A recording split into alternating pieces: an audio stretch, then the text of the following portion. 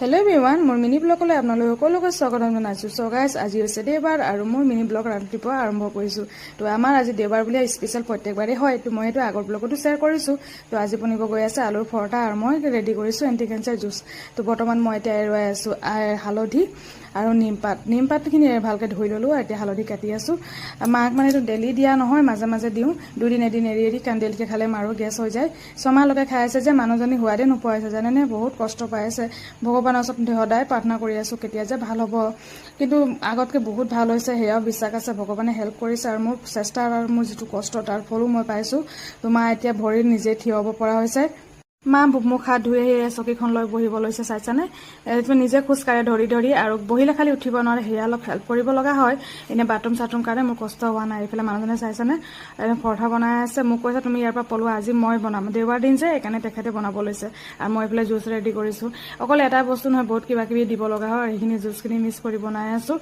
মই মাজে মাজে ময়ো খাওঁ, কাৰণ ময়ো খাই খাই এতিয়া হেবিট হৈ গৈছে জানেনে।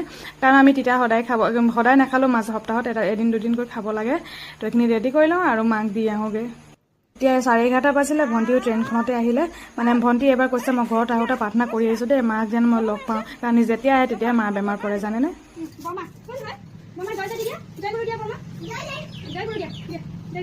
জয় গুৰু। আৰু এইফালে মানুহজনক বজাৰ কৰি লৈ আছে, মাছ লৈ আছে, চাইছেনে? এইফালে খোলখালিৰ বেগো লৈ লৈছে, কেনেকুৱা হৈ আহি আছে চাওকচোন। আৰু বিলাহী লৈ আহিছে। মোক কৈছে পটাপট এইখিনি ৰাস্তাৰ পৰাই চিঞৰি আছে যে মোক পটাপট বনাই দিয়া, বহুত জোৰকে লাগিছে ভোক। অলৰেডি সকলো বস্তু বনাই হৈছে। এতিয়া এই মাছ লৈ আছে, পটাপট মাছখিনি বনাই লওঁ আৰু সিহঁতক ভাত দিছে।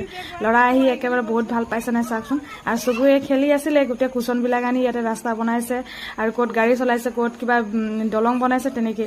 আৰু টিকলাও আহি পাই গ'লগৈ, তাকো বহুত ভাল লাগিছে। তেতিয়াৰ পৰা খেলাত মস্তি। আৰু মাক ইফালে মই চালাড খাব দিছোঁ। দুপৰীয়া আহাৰ খোৱাৰ আগত মা চালাড খায়, আৰু মাক চাই থাকিব লগা হয়, নহ'লে সি চকুত খাব, নহ'লে পেলাই দিব, এনেকৈ কৰে জানে। সেইকাৰণে চকু অনবৰত দি থাকিব লগা হয়, কাৰণ এইটো বয়সত খাই খাই এইটো বস্তু আমনি পাই গৈছে ন। একেটা বস্তু কিমান খাই থাকিব। মোৰ আজি মিনি ব্লগ আপোনালোকে কেনে পালে নিশ্চয় জনাব। ভাল লাগিলে like comment share and subscribe কৰিবলৈ নাপাহৰিব। Bye bye everyone.